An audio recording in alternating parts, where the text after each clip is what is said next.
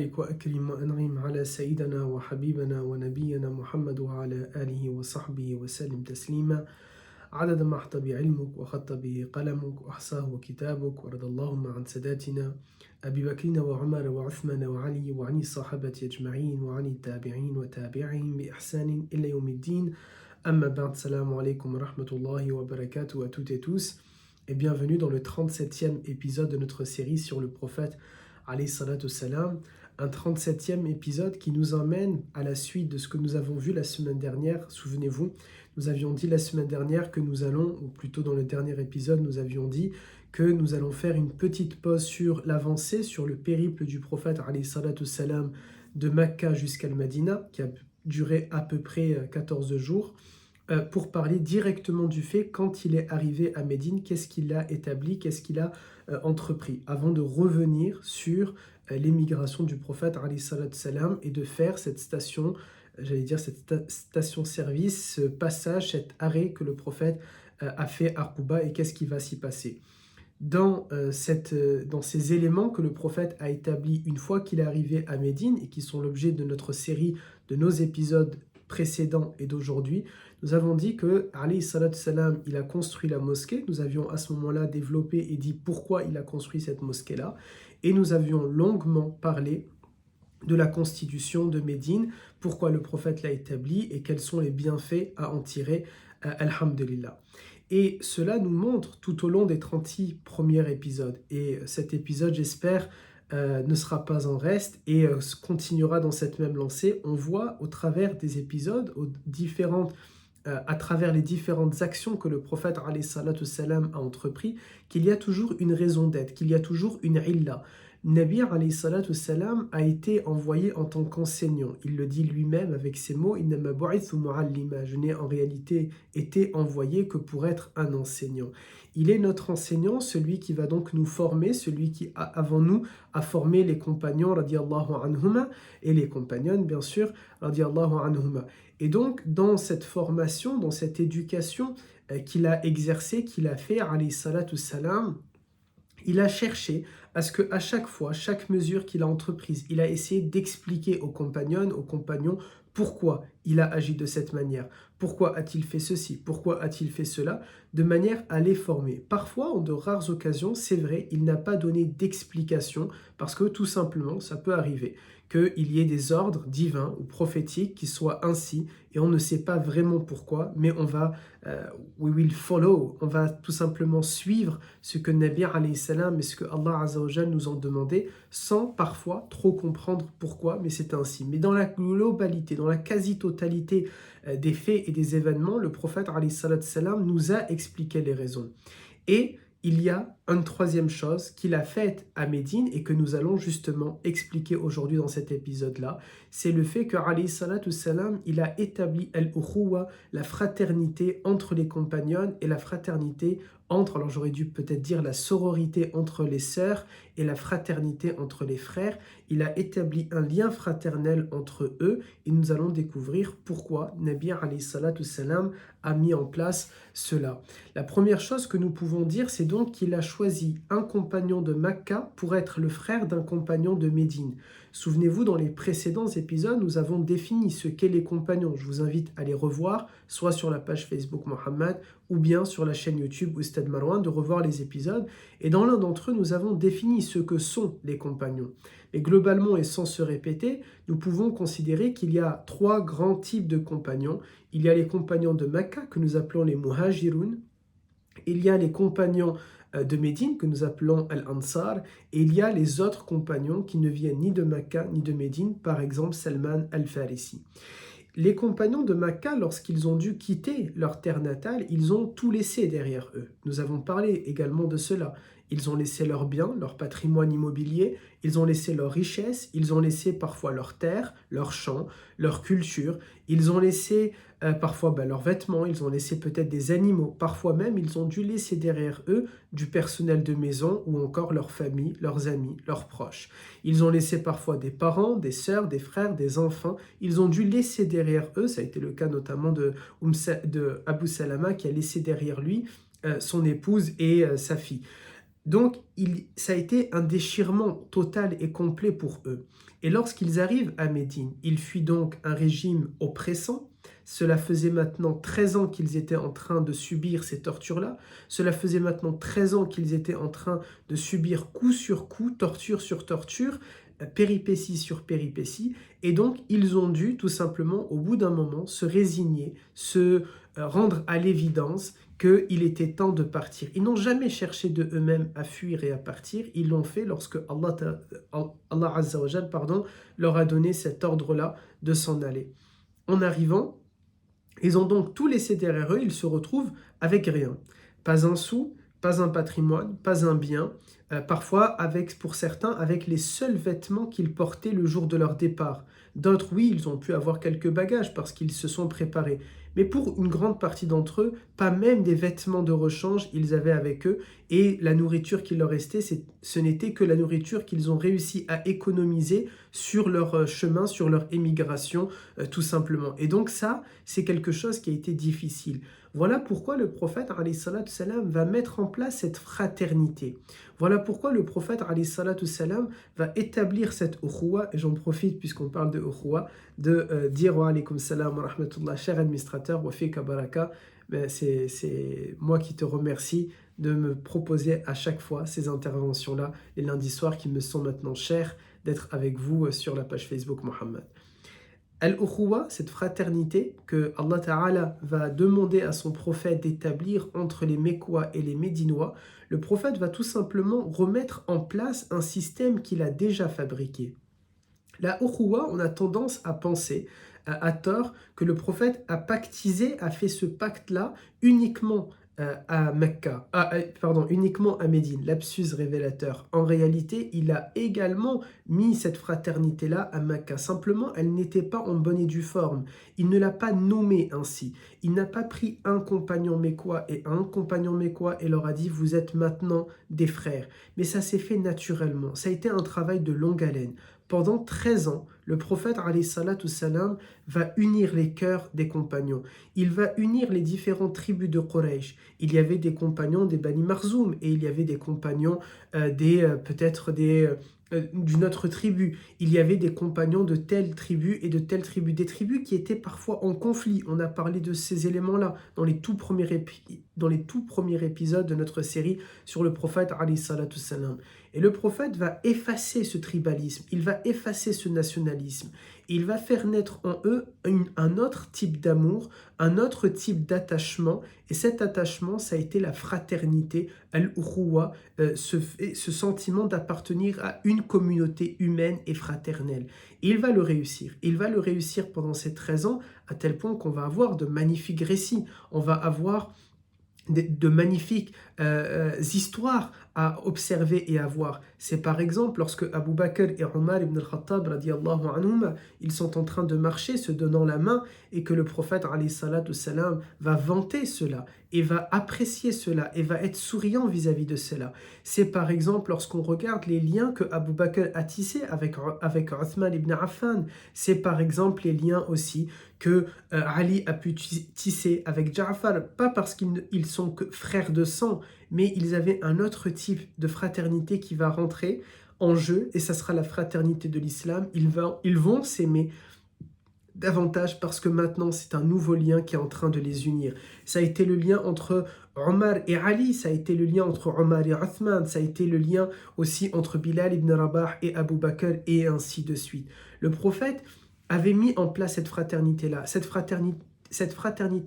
qui va le faire pleurer ce jour où il va rendre visite à un des compagnons qui est malade à Mecca.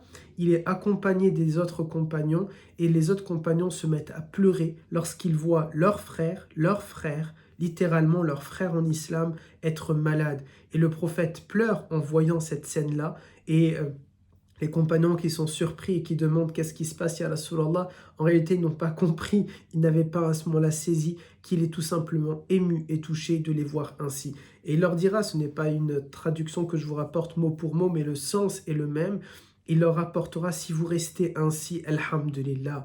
Alhamdulillah, yani que l'islam les a unis de cette manière-là et a créé ce lien fraternel entre eux. Et donc ce travail-là, le prophète alayhi salatu salam l'a fait jour après jour, semaine après semaine, mois après mois. Il a établi cette fraternité-là. Et puisqu'elle a marché, elle a tellement marché que les compagnons se sont cachés. Il n'y avait pas de traîtrise. Ils se sont retrouvés dans la maison de Dal al-Arqam. Ils étaient 40. Ils étaient 40, mais ils n'en formaient qu'un seul. Ils étaient 40, mais ils ne formaient qu'un seul groupe. Ils se retrouvaient en cachette, de nuit. Personne n'a trahi personne. Personne n'a grillé personne, comme diraient mes garçons. Personne n'a dénoncé le fait qu'un tel ou un tel est musulman. Ils se sont couverts, ils se sont protégés, ils se sont conseillés. Pendant 13 ans, il y a eu ce travail-là qui a été fait. Et à chaque fois qu'un nouveau musulman rentrait, avant d'arriver à 40, elle n'était qu'une. Elle était Khadija radiallahu anha. Et puis ensuite, il n'était que 6. Il n'était que 10, il n'était que 12, que 20, que 30, jusqu'à arriver à 40. À chaque fois qu'une personne rentrait à ce moment-là dans l'islam, eh bien, c'était une famille qui l'accueillait. Cette famille fraternelle, cette famille tout simplement de sœurs et de frères, l'accueillait à l'intérieur et vont le mettre à jour. Voilà nos us, nos coutumes, voilà notre lien qui nous unit. Ce lien que, pour le moment, le public entier ne voit pas parce que nous sommes cachés. Eh bien, voilà comment nous sommes, voilà comment nous vivons. Nous sommes unis et nous veillons les uns sur les autres. Et bien, ce concept-là, le prophète, alayhi salatu salam, en arrivant à Médine, il le met en place de nouveau. Il le met en place, mais cette fois-ci, puisque les Mécois sont réconciliés les uns avec les autres, puisque les Khazraj et les Haus, donc les Médinois entre eux, sont réconciliés. Souvenez-vous, nous avons dit, lorsque l'islam est rentré à Médine, elle va permettre la réconciliation entre deux tribus de Médine, les Haus et les Khazraj, deux tribus arabes qui se faisaient la guerre. Donc l'islam a gommé le tribalisme, l'islam a gommé les tensions, l'islam a gommé les guerres intestines mortelles et presque les guerres civiles qui pouvaient exister dans Mecca même et dans Médine. Et lorsque l'islam a réussi à faire ce travail-là, eh bien elle va dire ces deux peuples, Médine et Mecca, qui avaient des luttes intestines et qu'on a mis fin à cela, eh bien les deux ne s'entendent pas, les deux ont des rivalités qui durent depuis des décennies pour ne pas dire des siècles, eh bien nous allons aussi les unir. Regardez le travail, comment c'est un travail de longue haleine. C'est vraiment le travail dans les détails. C'est de réconcilier l'ensemble des cœurs, de ne risquer à aucun moment donné que cette umma, cette fraternité-là, eh bien, elle va être déstabilisée à un moment donné ou à un autre. Et donc, il va prendre un musulman de Mecca, un musulman de Médine, et il va les unir ensemble en choisissant tout simplement qu'ils deviennent des frères. Et cette fraternité, elle se traduisait comment? Elle se traduisait par un win-win. C'était 100% gagnant. Les musulmans de Mecca avaient laissé toute leur richesse derrière eux. Ils arrivaient dans une terre où ils n'ont pas de maison et les muhajir et les ansar vont leur donner un toit. Donc là où quelqu'un était sans domicile fixe, une autre personne qui avait de grandes demeures, de grandes maisons, va pouvoir l'héberger à l'intérieur. Là où les Mécois aussi avaient laissé leur patrimoine, leur richesse, que vont faire les Médinois? Ils vont partager leur richesse en deux. Ils prennent leur richesse, ils la divisent en deux et ils donnent 50% de leur richesse tout simplement à leurs frères Mécois. Et les compagnonnes de Médine prenaient 50% de leur richesse et elles vont le donner à leurs sœurs de Mecca.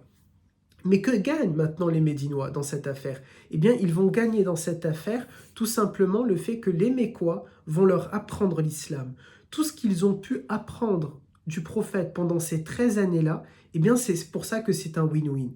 Je donne des biens et en échange, je reçois un savoir. Et ils ne se disent pas le savoir a moins de valeur que mon bien matériel ou mon patrimoine. Au contraire, les Médinois étaient même prêts à tout donner, 100% de leurs terres, 100% de leurs biens, 100% de leurs richesses, tellement ils avaient cette soif-là et cette envie-là de véritablement être un nasr, Et c'est pour ça qu'on les appelle les Ansar, d'être véritablement un secours pour la communauté musulmane. Ces exilés, ces expatriés, ces personnes qui ont dû quitter leur terre et qui ont été avec le prophète dans les premières heures dès le début de l'islam et qui l'ont soutenu dans la peine, dans la douleur, dans la maladie, dans le boycott qu'il y a eu, dans tous ces événements, dans ces 36 premiers épisodes que nous avons eu l'occasion de vivre ensemble, eh bien les Médinois se disent, ils valent ce prix-là, nous sommes prêts à tout donner. Mais le prophète dit stop, alayhi salatu salam, vous n'allez pas donner toute votre richesse, mais la moitié, kafiya, yani la moitié, elle va tout simplement suffire. Et donc c'était ça, cette relation-là, win-win. Cette fraternisation, win-win, elle avait aussi d'autres aspects. La fraternisation, elle consistait en quoi? Elle consistait tout simplement, je me suis noté quelques éléments pour ne pas les oublier, elle consistait à un travail, donc à travailler les cours que le prophète avait fait. Donc les muhajiroun, tous les cours qu'ils ont pris, comme on a dit, ils vont les donner aux ansar. Deuxièmement, aussi, dans Médine même, le prophète va continuer de donner cours. Et bien lorsque le prophète va donner cours et que un compagnon de Ansar est en train de travailler, le compagnon avec qui il a un lien de fraternité, lui va assister au cours. Et le lendemain, ils vont échanger. Le compagnon qui vient de Mecca va travailler dans le commerce ou dans le champ du compagnon de Médine et lui va pouvoir assister au cours. Et puis ils vont s'échanger ces cours-là. C'est ce que nous pouvons lire dans certains recueils de hadith. Ça va être également un soutien moral. Parce que, comme n'importe lequel d'entre nous, nous pouvons avoir des difficultés, nous pouvons avoir des moments difficiles, des passes qui sont peut-être un moment dépressif, peut-être un moment où on se sent seul, un moment où on n'est pas bien. Et bien là, on gagne un frère ou une sœur avec laquelle nous allons pouvoir échanger, avec laquelle nous allons pouvoir parler, sans aucun jugement. Et vous savez, ils étaient ainsi les compagnons, ils écoutent. Ils n'interviennent pas souvent, alors attention, je ne vise personne d'entre vous, ou pas même moi. Parfois, quand quelqu'un nous parle, on a peut-être tendance à répondre, mais parfois la personne ne veut pas quelqu'un qui lui parle, elle veut juste une écoute. Parfois, nous avons, besoin, moi et vous, nous avons besoin lorsqu'on se vide, lorsqu'on raconte nos peines, on ne veut pas forcément que quelqu'un est là pour nous dire « Non, mais il fallait faire ceci, non, il fallait faire cela, mais en fait, tu aurais dû... » Non, je veux simplement une écoute. C'est notre journal intime qui a existé pendant très longtemps et qui s'est transformé aujourd'hui par ce dialogue. Le journal ne parle pas. Mais le fait que je me vide sur le journal, eh bien c'est comme s'ils me parlent, en tout cas ils disent ce que moi j'ai envie d'entendre. Et c'est ainsi qu'étaient les compagnons, ils s'écoutent entre eux.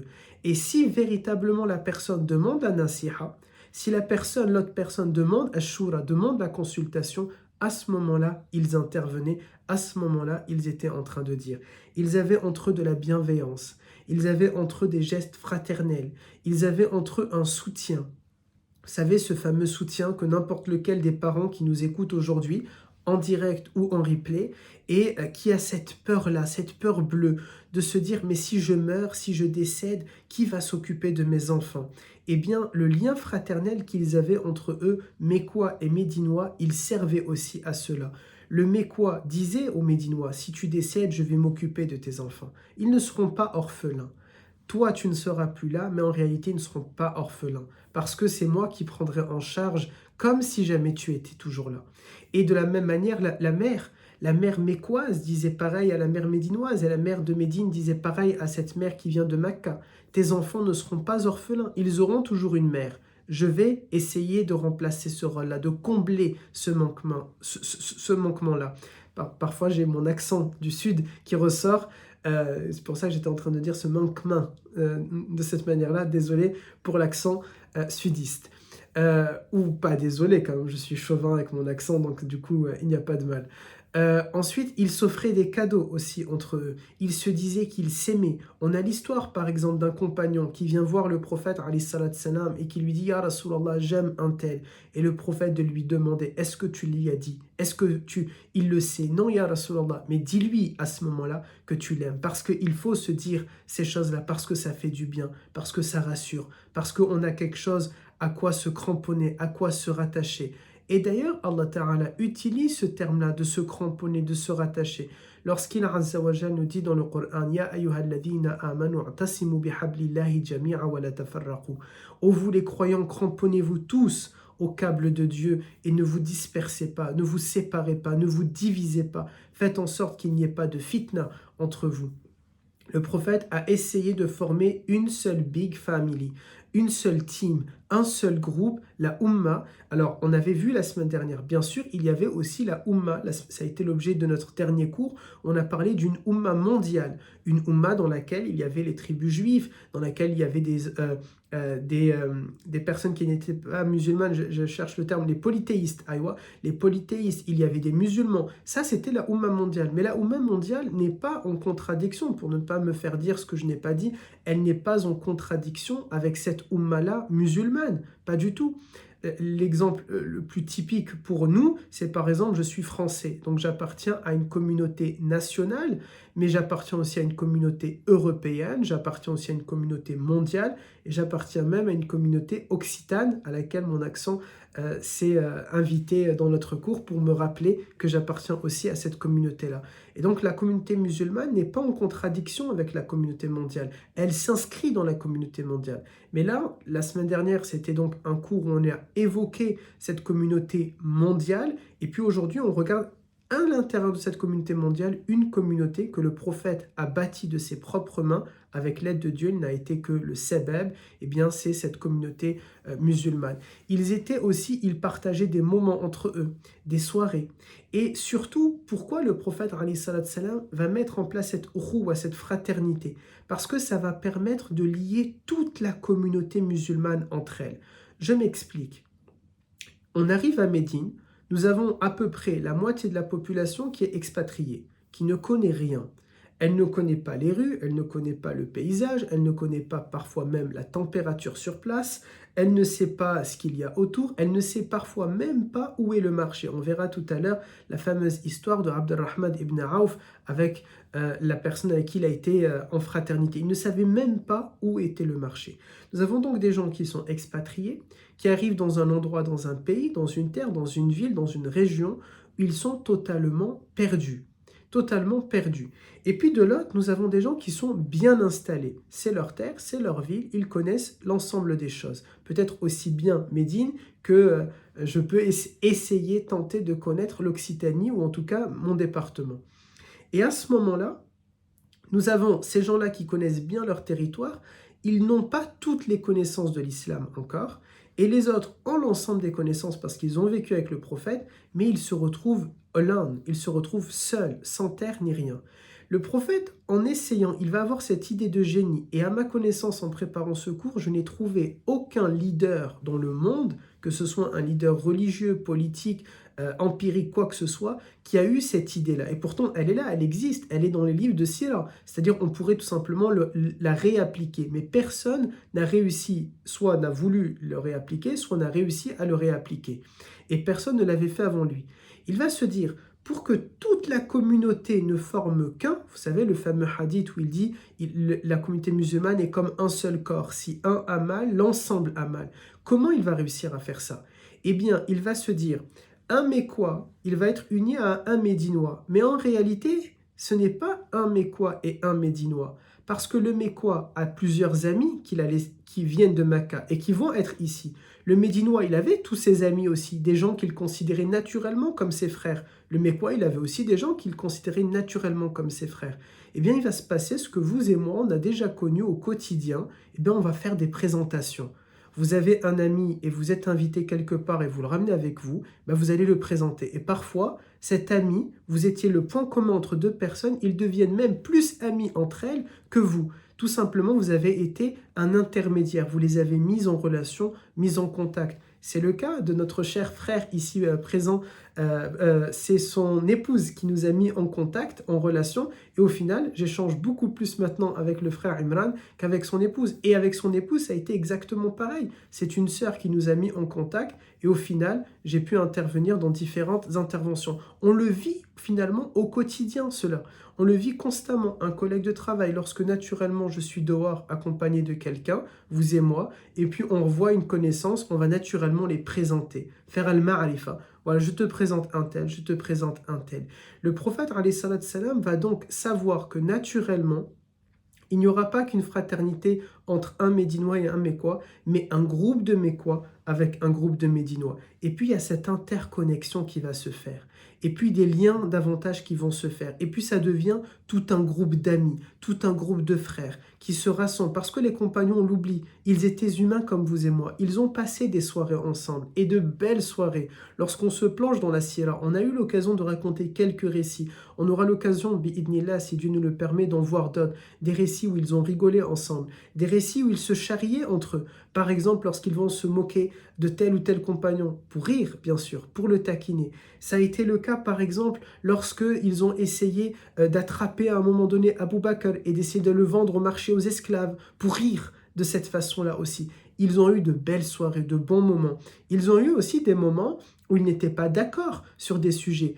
Un récit que nous avons eu l'occasion de dire, Omar ibn al-Khattab, qui n'est pas d'accord avec un comportement de notre mère Saouda et qui lui fait remarquer, elle dit, on va prendre le prophète en tant que juge et on va régler cela. Les compagnons étaient des êtres humains. Ils étaient des hommes, des femmes, comme vous, comme moi. Ils étaient grands, petits, ils étaient adolescents, parfois enfants, parfois des jeunes hommes, des jeunes femmes. Ils étaient des femmes ou des hommes. Ils étaient parfois des personnes âgées, des mamies, des papis, des tontons, des tatas. Ils étaient tout ça à la fois. Ils nous ressemblent. Et comme nous, ils ont passé des moments comme ça. Ils se sont liés d'amitié et liés de fraternité entre eux. Et ça a créé une communauté, une big communauté. Et cette communauté, parce que eux ont réussi à le faire, où ils étaient comme un seul corps. Si un a mal, c'est comme si toute la communauté a mal. Et ça, c'est quelque chose qu'il nous faut aujourd'hui refaire. Combien c'est terrible de voir que dans une Coupe du Monde, où la nation musulmane pourrait montrer de beaux exemples et de belles exemples, on est plutôt en train de faire l'inverse, à l'occasion d'une victoire ou de ceci ou de cela. J'ai vu, on ne va pas faire de polémique, mais certaines dernières équipes qui ont gagné et un piteux spectacle que l'on a pu offrir à l'humanité entière, si ce n'est que à notre pays ici ou en Europe, de comment les musulmans célèbrent une victoire. Alors que si on regarde les Japonais par exemple, qui sont impressionnants après avoir fini le match, qu'ils gagnent ou qu'ils perdent, ils vont nettoyer les tribunes. Et le monde entier va en parler. Et ça va vous verrez, c'est-à-dire là maintenant, je le fais, j'en parle, mais je ne vais pas être le seul, et je pense que beaucoup l'ont fait avant moi, et pendant très longtemps, nous l'entendrons, peut-être dans une khutbah de Jumu'ah, dans un discours, dans une conférence, où on va citer parmi les exemples, les belles valeurs de l'islam, il faut être propre, et quelqu'un dira, mais regardez les Japonais comment ils étaient. Subhanallah, nous pourrions, nous, être cette communauté-là, qui nettoie derrière, qui peut célébrer en étant super content, mais sans casser, et on sait normalement le faire. Il y a plusieurs occasions où il y a eu des événements beaucoup plus importants que de gagner un match, la naissance d'un enfant, un mariage, l'obtention d'un diplôme, l'obtention du permis, le premier job, le premier CDI qu'on décroche, la création de notre entreprise, l'embauche de personnes. Il peut y avoir plein de magnifiques événements où on n'a pas besoin de faire les fous dehors et de casser, de casser parfois.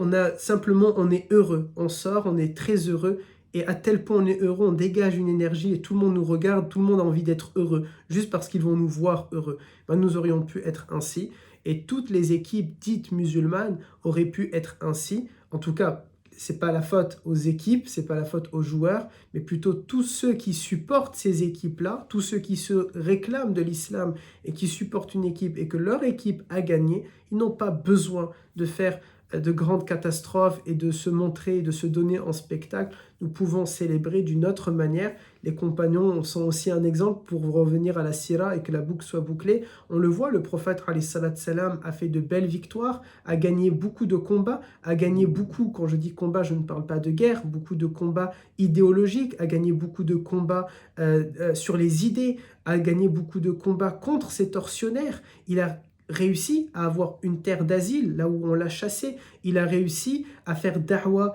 à quelques personnes à Taïf, alors même que Taïf l'avait rejeté quelque temps avant, et Taïf est devenue une grande ville musulmane, et ainsi de suite. Et pourtant, il ne s'est pas donné en spectacle, lui et les compagnons, comme aujourd'hui notre communauté peut le faire.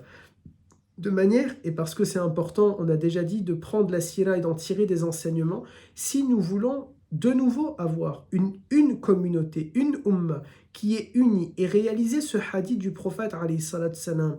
Vous êtes comme un seul corps, si une seule personne a mal, c'est comme si tout le corps a mal, alors il nous faut de nouveau mettre en place cette fraternisation, de nouveau mettre en place cette fraternité. C'est par exemple, et désolé de le prendre en exemple à chaque fois, mais de manière, peut-être c'est le plus facile pour moi de faire avec notre cher frère administrateur.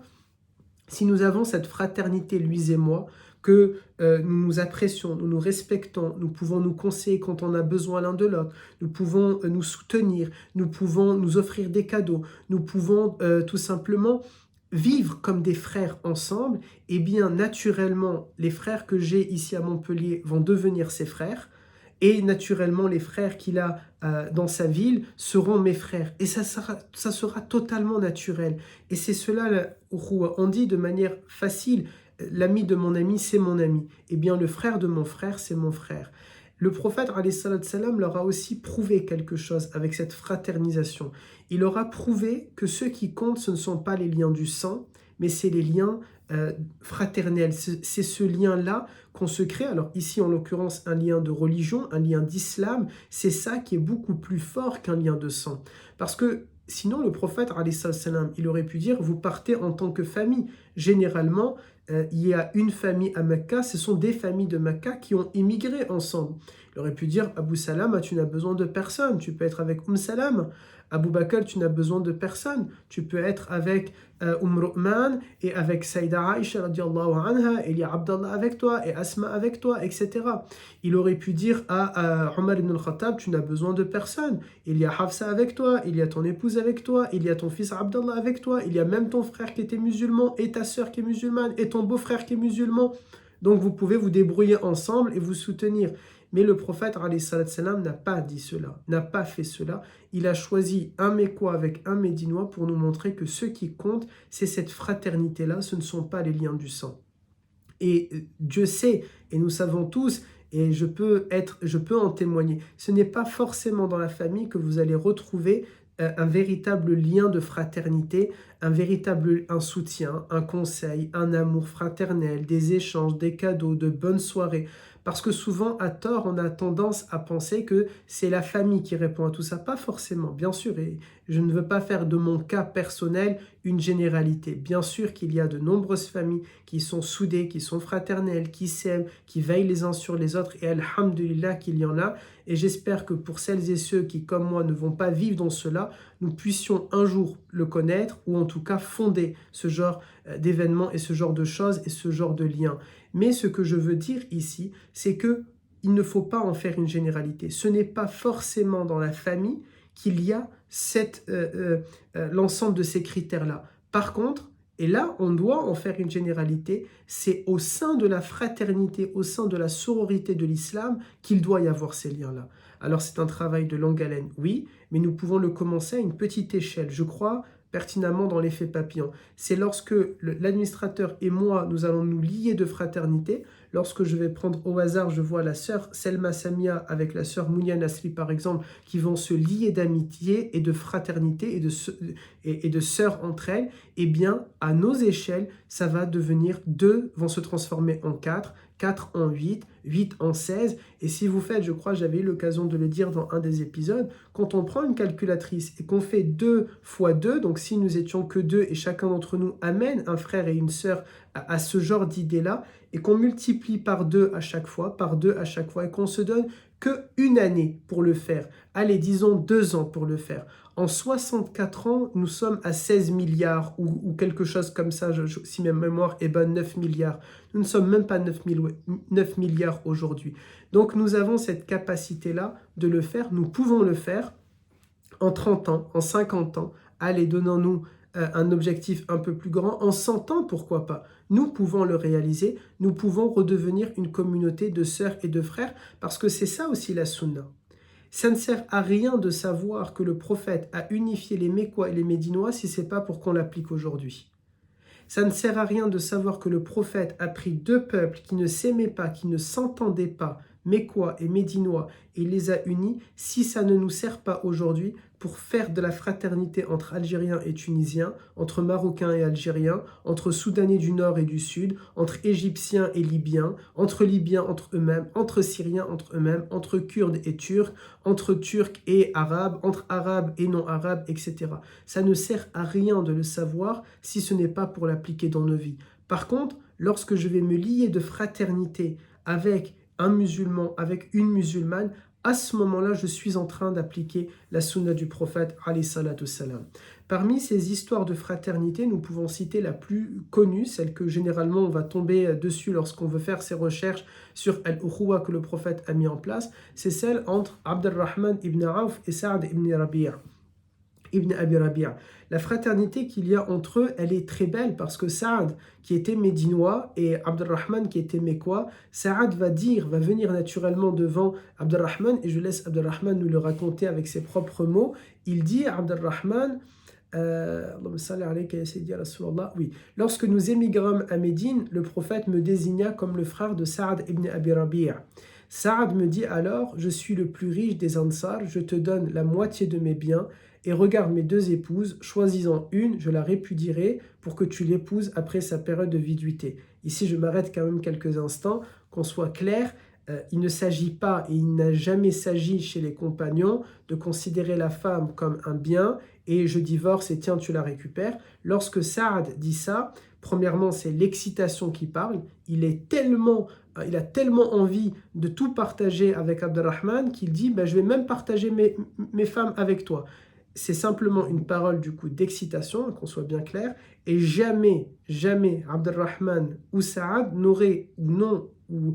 ont pu considérer que la femme de Saad est un objet que l'on peut hériter, et rien ne se serait fait sans l'accord de cette femme-là, bien évidemment, d'abord de cette femme-là, et puis d'Abdurrahman. Et regardez la réponse d'Abdurrahman, il dit « Je n'ai pas besoin de tout cela », parce que lui par contre est beaucoup plus calme. Saad, il est excité.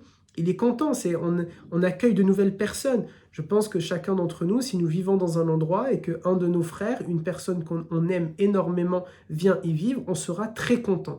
Et on aura cet esprit, ce sentiment de générosité. Et parfois, dans cet élan-là, on peut dire des choses peut-être qu'on regrettera après. Alors pour Saad, je ne sais pas s'il aurait regretté son épouse ou pas, mais en tout cas, il faut juste le remettre dans le contexte, bien évidemment, c'est l'excitation ici qui a parlé. Abdurrahman lui dit, je n'ai pas besoin de tout cela, mais indique-moi seulement l'endroit où se trouve le marché. Et il lui répondit, c'est le marché de Qaynuqa, et il va l'emmener dans ce marché-là. Arrivé dans ce marché-là, Abdurrahman, il va prendre quelques biens qu'il avait avec lui, et notamment du beurre qu'il avait récupéré de Mecca. Il va le vendre, il va gagner un peu d'argent, il va racheter des biens sur le marché, il va les revendre ensuite, et il va commencer à lancer son petit commerce de cette manière-là. Et le prophète alayhi salam a vraiment aimé le comportement de Abdurrahman. Et il faut ici s'arrêter. Encore une fois, quand on lit la sira, il nous faut tirer des enseignements. Le prophète a aimé que Abdurrahman ne va pas abuser, ne va pas profiter, ne va pas tout prendre. Il avait ce droit-là. Tous les Ansar ont dit, nous donnons 50% de notre richesse. Et même certains voulaient donner 100%, mais le prophète a refusé, a dit on le limite à 50%. Abdurrahman avait donc le droit légitime de prendre, mais il a refusé, il a voulu travailler, il a voulu bosser, il a voulu gagner sa vie de cette manière-là. Et le prophète a aimé, et il a fait dua pour Abdurrahman, et Abdurrahman est devenu l'un des plus riches de Médine à ce moment-là. Et là, ça nous donne une tradition à nous, ça nous donne un chemin. Le prophète nous montre, les autres compagnons ne sont pas devenus les plus riches. Ceux qui ont démarré, parce que parfois en économie, on peut penser si j'ai un gros capital, alors je vais m'en sortir. Pas forcément. Regardez Abdurrahman, il a commencé avec un tout petit capital et il s'en est très bien sorti, il est devenu le plus riche. C'est donc ici une tradition que l'on doit voir. Cette tradition qui est, je dois essayer de me débrouiller. Je ne dois pas forcément profiter du système. Je ne dois pas forcément profiter de ce que je vais avoir sous la main. Mais je dois aussi galérer. Parce que c'est dans cette galère-là que je vais apprendre, que je vais être modeste, que je vais me rappeler d'où je viens, que je vais avoir envie d'aider ceux qui n'ont pas, etc. Et il y aura bien sûr de la baraka. Et Abdurrahman Ibn Auf est un parfait exemple de cela. Autre chose aussi, le prophète alayhi salatu salam, il va combattre, donc on a dit le tribalisme, le nationalisme, nous avons dit que c'était une relation win-win, que c'était 100% gagnant à la fois pour les Ansar et pour les Muhajirun, donc il n'y avait pas quelqu'un qui prend à quelqu'un. Et troisième élément, ou plutôt on a cité plusieurs autres, mais parmi ces différents éléments, nous pouvons dire qu'il y a aussi une sunna dans cette tradition d'expatriés. En tant qu'expatriés, si nous sommes expatriés, par exemple, si l'un de nos sœurs, l'un de nos frères décide de partir vivre dans un endroit, ou bien que nous avons une sœur et un frère qui décident de venir vivre ici dans notre pays, la tradition que nous devons retenir, c'est que le prophète alayhi salam, a cherché à ce qu'il y ait une fraternité win-win. C'est-à-dire que si je vais vivre dans un pays, si je me déplace dans ce pays-là, je dois aussi apporter mes connaissances. Les Muhajirun ont apporté les connaissances de l'islam. Pourquoi? Parce que les Ansar avaient besoin d'enseignants de l'islam. Ils n'ont pas vécu avec le prophète, ce sont des nouveaux convertis, ils ont besoin d'apprendre leur religion. Donc la nécessité, le besoin, la matière première en manque à ce moment-là, ce n'est pas l'électricité comme actuellement, ce n'est pas le gaz ou le pétrole, mais c'est d'avoir des enseignants d'islam. Vous et moi, si nous partons vivre dans un pays, ou vous et moi, si nous voyons des gens venir dans notre pays, ils doivent, eux, comprendre, et nous devons comprendre si on y va, je dois répondre aux besoins qu'il y a sur place, premièrement. Et deuxièmement, à ce moment-là, oui, je peux aussi bénéficier de ce qu'il y a. En général, si on part s'installer dans un endroit, c'est peut-être parce que le marché du travail se porte mieux, parce que les droits humains peuvent être meilleurs, etc., etc. Donc, si cet État, si ce territoire-là va m'offrir ces choses-là, moi aussi, je dois offrir quelque chose. Les Muhajirun ont offert des choses et les Ansar ont offert des choses. C'est quelque chose qui est important. Parce que même islamiquement, les choses doivent toujours être dans un juste milieu. Et on avait déjà évoqué le concept de consommateur. Je ne peux pas être qu'un consommateur et je ne peux pas être qu'un acteur. Mais je dois trouver un certain équilibre. À la fois, je vais consommer, à la fois, je vais donner, à la fois, je vais prendre, à la fois, je vais distribuer, puisque l'islam s'inscrit dans ce juste milieu-là. Autre élément que nous pouvons dire, pour ne pas que j'oublie, je vérifie qu'est-ce qu'il fallait aussi que je cite. Alors, on a aussi dans les différents cas de fraternité, un récit dans Tirmidhi qui nous raconte, je ne sais pas par contre, et je tiens à le préciser, si son degré d'authenticité est le plus fort. Il n'est pas le plus fort dans le sens qu'il n'est pas ni dans Al-Bukhari mais Muslim, mais il a le mérite d'exister dans le Sahih de Tirmidhi, dans lequel on voit que Ali ibn Abi Talib, il va avoir les larmes aux yeux en venant voir le prophète alayhi salatu salam, et lui dire: Ya Rasulallah, tu as fait un lien de fraternité avec tout le monde, et moi tu ne m'as pas nommé quelqu'un pour avoir son frère. Pour rappel, Ali va venir plus tard d'ailleurs, il ne va pas faire l'hégire de suite parce qu'il est resté, on aura l'occasion d'y revenir peut-être, il est resté dans la maison du prophète alayhi salam, pour distribuer les différents biens. Et là, le prophète sallallahu alayhi wa sallam lui aurait dit à ce moment-là: Ali, tu es mon frère. Donc, c'est-à-dire que le prophète a choisi Ali pour être son frère. Le prophète va vivre chez Abu Ayyub, on aura l'occasion d'en parler, mais il n'a pas choisi Abu Ayyub pour être son frère. Mais simplement, il va être le colocataire, ou plutôt le locataire de Abu Ayyub. Un locataire dans le sens que le prophète ne vit pas dans le même espace que Abu Ayyub, qui lui vivait d'abord au-dessus et ensuite en dessous, au premier étage puis au rez-de-chaussée. Qu'est-ce que nous pouvons également dire pour finir, parce que c'était un petit épisode, je ne voulais pas dépasser 45 minutes, l'imam Al-Ghazali, en préparant ce cours, je me suis rendu compte que l'imam Al-Ghazali, parce que quand on parle de fraternité entre Mécois et Médinois, c'est important de manière générale du coup de parler de ce qu'est Al-Ukhuwa. Al-Ukhuwa, c'est donc tous ces éléments-là qu'on a cités. Al-Ukhuwa, c'est la bienveillance. Al-Ukhuwa, c'est l'amour fraternel. Al-Ukhuwa, c'est de s'offrir des cadeaux. Al-Ukhuwa, c'est de considérer que tu es véritablement mon frère, ma sœur, même si je ne te connais pas, parce que on partage quelque chose de commun, ici en l'occurrence l'islam, mais dans la fraternité humaine, tout simplement, on partage le fait que nous sommes des êtres humains. Mais ici, ce qui nous intéressait, c'était véritablement la question de l'islam. Al-Ukhuwa, c'est le fait que je considère que Allah Ta'ala lui-même, pas moi, pas toi, pas le prophète alayhi salam, mais Dieu lui-même a dit Innamal mu'minuna ikhwa. Les croyants ne sont que des frères, ils sont des frères. Et donc à partir de là, je dois faire vivre cela. En préparant ce cours-là, je me suis donc penché sur la question de la fraternité et je me suis rendu compte que l'imam Al-Ghazali parle de 3 niveaux de ukhuwa. rahimahullah. Il dit que le plus bas niveau, c'est dans la ukhuwa islamiyya, dans la ukhuwa de l'islam. Il dit le plus bas niveau, c'est un musulman qui considère un autre musulman comme n'importe qui. Un nobody, no one. Il n'est pas quelqu'un d'important. Il est comme n'importe qui. Le niveau du milieu, c'est celui qui le considère comme son égal. Et le niveau le meilleur, nous dit l'imam al-Ghazali, on peut être d'accord ou pas d'accord, il dit que c'est de considérer son frère comme étant meilleur que sa propre personne. Pourquoi je vous cite ce passage? Parce que, et s'il me le permet l'imam al-Ghazali, je me suis rendu compte qu'aujourd'hui dans notre contexte, on pourrait même parler d'un 4e niveau, mais qui serait du coup le plus bas, encore plus bas que le niveau que le Ghazali nous décrit comme étant le niveau de quelqu'un qui considère un musulman comme n'importe qui.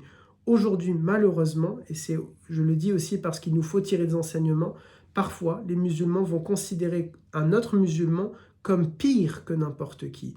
Et on va le voir lorsque dans nos discours, nous avons tendance à dire « je ne veux pas vivre dans un endroit où il y a beaucoup de musulmans, je ne veux pas travailler avec des musulmans, je ne veux pas avoir des musulmans comme clients, je ne veux pas avoir oh, il y a des musulmans qui viennent de s'installer dans cet endroit-là, ça va apporter des problèmes, ça va causer des soucis. » Parfois, malheureusement, nous avons ce discours-là.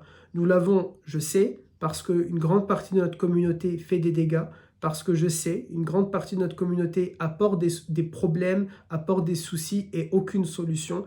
Mais il nous faut quand même faire attention à ce genre de discours-là. Il nous faut remédier à cela. Et on peut partir de cet épisode-là et se dire si lui, le prophète alayhi salam, a réussi à fonder une communauté en 13 ans à Mecca, puis une bi-communauté en 10 ans à Médine, nous aussi nous pouvons le faire. Ce n'est pas pour dire que nous avons la capacité du prophète. Pas du tout, hasha. C'est dans le sens qu'il a appliqué les règles de Dieu et Dieu l'a aidé. Nous pouvons tenter, à nous de faire l'effort et à Dieu appartient le résultat. En tout cas, il nous faut absolument considérer que les musulmanes et les musulmans sont nos sœurs et nos frères, mettre fin à notre tribalisme, mettre fin à notre nationalisme démesuré, mettre fin à notre patriotisme qui est contre et qui est dirigé contre les autres patries, contre les autres peuples, mettre fin au fait de considérer ma famille est plus importante que la communauté, mettre fin au fait de considérer que mon intérêt personnel est plus important, a plus de valeur que l'intérêt général, mettre fin au fait de se méfier de la communauté musulmane de manière gratuite et impestive, mais partir de cet épisode et se dire, alayhi salat salam, il s'est battu pour construire cette umma, pour construire cette ukhuwa, c'est son héritage et il nous faut absolument le préserver. Barakallahu fikum, j'espère que l'épisode vous a plu. C'était donc un des points que le prophète alayhi salam avait établi et mis en place à Médine. Nous avions dit la construction de la mosquée, nous l'avons détaillé dans le dernier cours.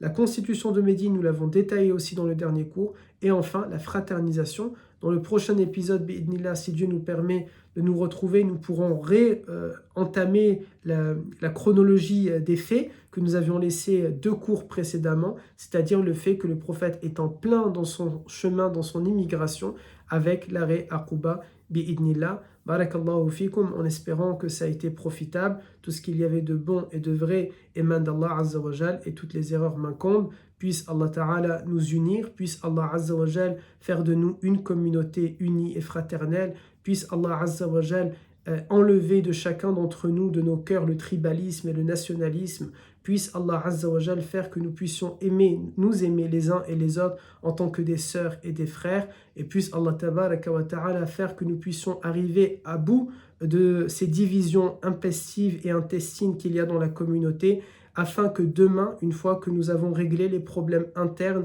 nous puissions aussi nous réconcilier avec les autres communautés pour ne former qu'une seule big communauté, comme il alayhi salatu salam l'avait fait avec la constitution de Médine. Puisse Allah Azza wa Jal mettre fin à la fitna qui est en train de diviser les musulmanes et les musulmans de par le monde.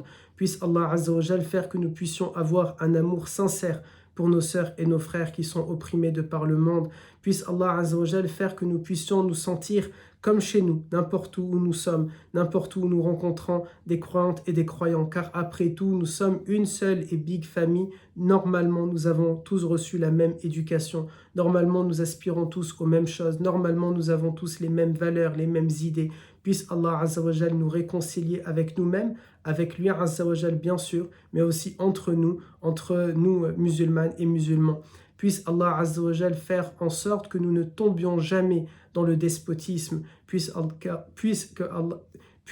Azza wa Jal, faire en sorte que nous ne tombons jamais dans le piège des nationalismes, dans le piège des nationalistes. Puisse Allah Azza wa Jal nous préserver de guerre entre frères, de guerre entre sœurs, de guerre entre pays frères, de guerre entre pays qui partagent une même culture et une même tradition, une même origine. Et de manière générale, puisse Allah Azza wa Jal épargner à chaque peuple, à chaque être humain de connaître une terre dans laquelle il y a une guerre.